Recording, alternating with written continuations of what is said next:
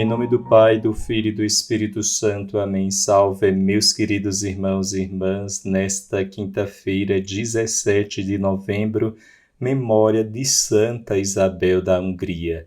Meditemos o Evangelho deste dia. Naquele tempo, quando Jesus se aproximou de Jerusalém e viu a cidade, começou a chorar e disse: Se tu também compreendesses hoje o que te pode trazer a paz. Agora, porém, isso está escondido aos teus olhos. Dias virão em que os inimigos farão trincheiras contra ti e te cercarão de todos os lados.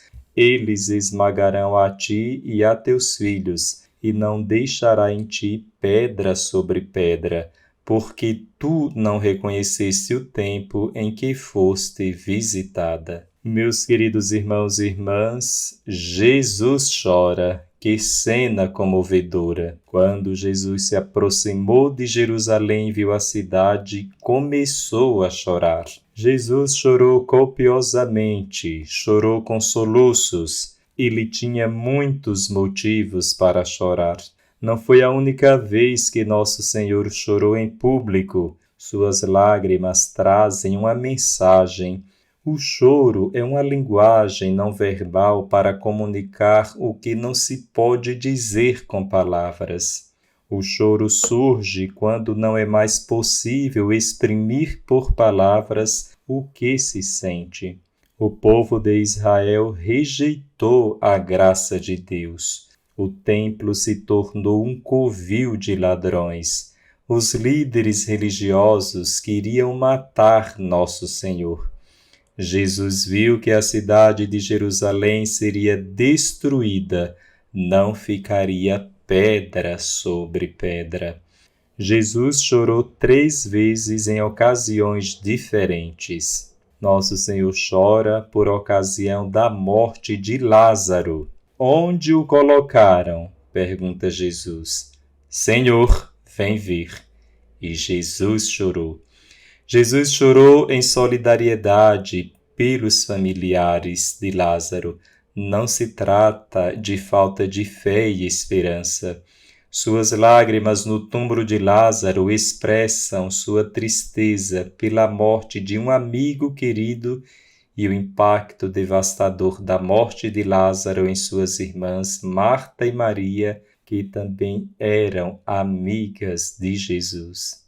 Jesus também chora sobre a amada e impenitente cidade de Jerusalém. No momento da entrada triunfal do Messias na cidade de Jerusalém, Jesus chorou pelo fechamento da cidade. Nosso Senhor tinha um profundo amor pela cidade de Jerusalém e seus habitantes. Anteriormente, no Evangelho de Lucas, ele havia exclamado: Quantas vezes desejei reunir teus filhos, como a galinha ajunta seus pintinhos debaixo de suas asas, e tu não quiseste. Trata-se de uma imagem muito maternal que Jesus usa para si mesmo. As lágrimas de Nosso Senhor no Evangelho de hoje são como as lágrimas de uma mãe que foi rejeitada por seus filhos. Jesus ainda chora no Getsêmani. A carta aos Hebreus nos diz: é ele que nos dias de sua vida terrestre apresentou pedidos e súplicas com veemente clamor e lágrimas àquele que o podia salvar da morte. Jesus chora ali porque está enfrentando a terrível batalha da história da humanidade. Ele disse para os seus discípulos: Ficai comigo, estou angustiado até a morte. Enquanto a multidão celebrava, Jesus chorava. A multidão gritava: Hosana, Hosana, bendito que vem em nome do Senhor. Ele sentia que aquelas ovações e elogios eram superficiais. Ele sabia que aquela multidão que gritava Hosana em breve gritaria: crucifica-o. Enquanto eles celebravam, Jesus chorava pelos impenitentes daquela cidade, pelos corações endurecidos. Jesus chorou pela cidade que o crucificaria e não porque iria morrer.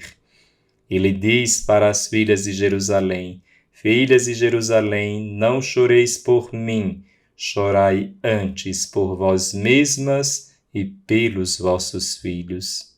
Jerusalém significa a cidade da paz, mas os seus habitantes rejeitaram o príncipe da paz.